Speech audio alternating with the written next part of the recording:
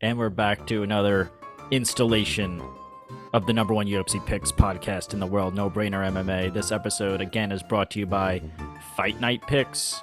You know, always get your picks from guys that look like you can stuff inside a locker. And remember, guys, if you have a gambling problem, yada, yada, yada, ba, ba, ba. And we're going to get right into this one. Caio Borralho versus Michał Oleksiejczuk. This is a co-main event in this one. Classic striker versus grappler. Now, I'm going to say right off the bat, I am a fan of Michał Oleksiejczuk. He's got good old-fashioned Eastern European lack of emotion, dead face, and I love to see that, which is terrifying in itself. He's not the biggest guy out there. He does have tremendous power in his hands. He started his UFC career at light heavyweight, where he went 4-3 in the UFC, was pretty much at a size disadvantage in all his fights, and because of that, he did have trouble with grapplers. 2 out of the 3 of his losses have come from grapplers, OSP and Jimmy Crute. So, it was just kind of like a size thing. They were able to take him down and, size bully him. But I think he's found a much better spot at middleweight. So I don't think he's going to be able to get weight bullied anymore. Michał is a very herky-jerky fight style, very unorthodox, tough guy to figure out. He's not one of those guys who headhunts either, what you like to see. He always throwing shots to the body. And he actually has a body shot KO in the UFC. He's got this effortless, flowing fight style.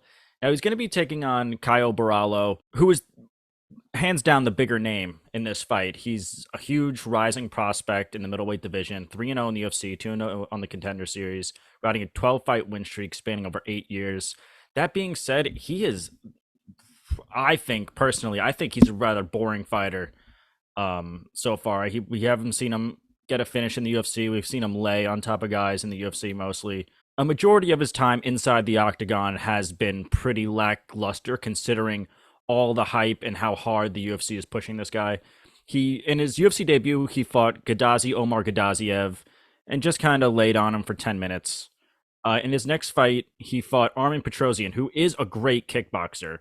I think he honestly could be a better striker than Michał Oleksiejczuk, but he transitioned to MMA pretty late. So he doesn't have the know-all of all the grappling. So Borralho was able to take down Petrosyan pretty easily and had, again, also 10 minutes of control time. And then in his last time out, it was a much more closer fight against Makhmud Muradov. Muradov outstruck him in total strikes.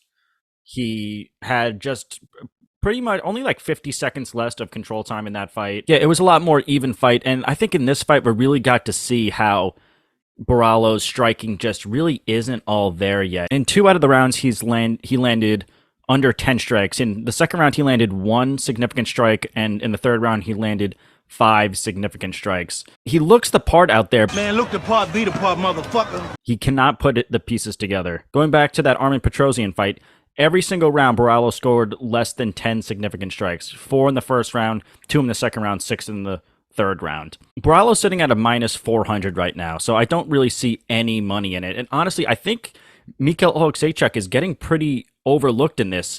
Michał Oleksiejczuk's really good. He gets taken down. He has before, at 205 especially, but he always is able to get back on the feet. He doesn't lose much time on, control time on the ground. He gets taken down, he gets back up to the feet. Borralho, I think, is probably going to gas out trying to do that, and I think Oleksiejczuk is just going to take advantage of that on the feet. I'm hesitant to say Oleksiejczuk, but I have not liked what I've seen by Borralho at all. So I think that Oleksiejczuk is actually really good money, and I think he has a total shot in this one. So I'm going to be going with the huge underdog, Michał Oleksiejczuk, in this one.